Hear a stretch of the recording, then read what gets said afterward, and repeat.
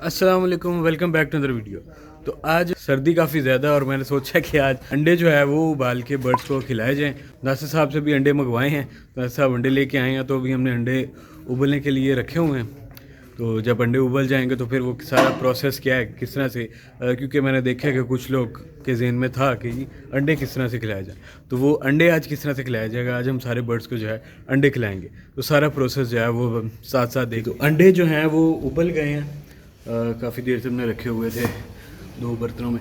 तो वो अब इनके जो हैं छिलके हम उतारेंगे, क्योंकि छिलके उतार के इनको छोटा छोटा काट के फिर हमने जो है इनको केज में डालने हैं। तो अगर इस तरह से अंडा रखेंगे सामने तो ये ज़ाहिर है कोशिश करेंगे उसको तोड़ेंगे, खाएंगे, और इस तरह से इनको वो आदत पड़ सकती है कि अंडे तोड़ के खाने वाली, कि इसको हम तोड़ते हैं, इसमें से कोई मज़ेदार चीज़ निकलती है वो हम खाते हैं।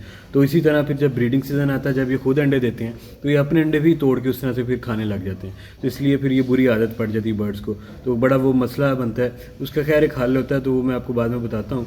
तो लेकिन इस आदत से बचाने के लिए जो है अंडों को छिलका उतार के उनको छोटा छोटा काट के फिर जो है बर्ड्स को देते हैं।